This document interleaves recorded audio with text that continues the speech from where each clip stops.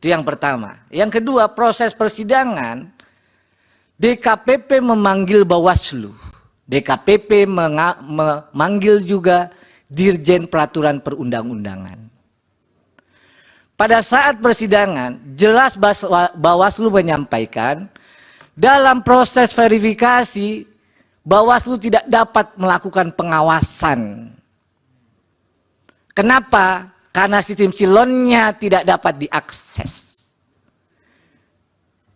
Begitu juga waktu Dirjen DKPP dihadirkan, fakta persidangan bisa dibuka dalam putusan tanggal 5 tadi, disampaikan oleh Dirjen, ya, pernah KPU mengirimkan surat untuk perubahan peraturan KPU 7 hari setelah tanggal 16 Oktober. Saya ulang, 7 hari. Lalu oleh Dirjen PP dikembalikan yang mulia. Nggak bisa begini KPU. Masa langsung minta draftnya diubah dan disahkan? Harus konsultasi dulu kepada DPR. Maka dikembalikan nih sama Pak Hasim.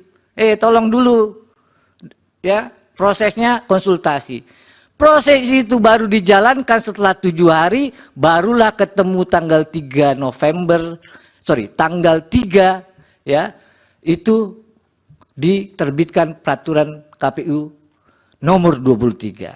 Ya. Majelis mohon klarifikasi di peraturan mana yang diminta untuk diubah itu majelis. Tadi ada disebutkan oleh saksi peraturannya, ya, dimintaan KPU untuk diubah. Tahu tidak peraturan mana yang minta diubah? Ya, jadi yang mulia, pada waktu KPU ini menerima berkas, Bawaslu menyatakan dalam persidangan mereka menggunakan pedoman pengawasannya dengan menggunakan peraturan nomor 19.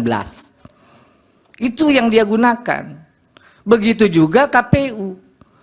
Jadi pada waktu itu, berdasarkan peraturan nomor 19 tahun 2023, syarat capres dan syarat cawapres itu harus paling rendah 40 tahun belum diganti.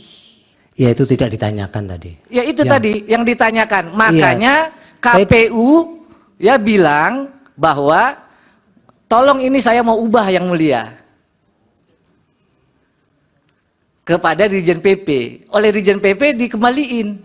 Nggak bisa, harus konsultasi ke DPR. DPR dulu. Ulang itu, ya. Iya, gitu. Oke, yang pertanyaan Pak Yani satu lagi. Yang kedua, ini terkait dengan asas, ya.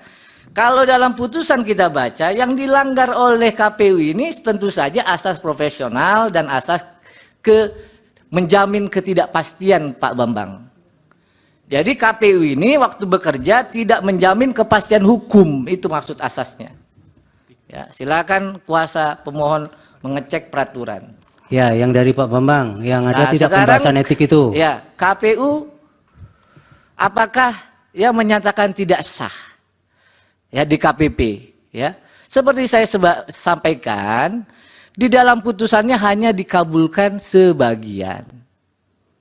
Jadi DKPP tegas menyatakan bahwa Pak Hasyim Asyari dan anggotanya semua itu telah melanggar 3 pasal.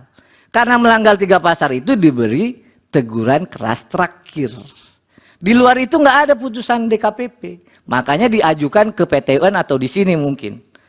Yang ketiga, fakta apakah KPU membatalkan, ya, di dalam putusan DKPP tidak ada amar putusan yang lain-lain. Hanya itu. Ya sudah, itu terus tinggal ulang-ulang. Ya. Cukup. Cukup. Baik. Yang mulia. Majelis. Terima kasih. Termohon. Pak.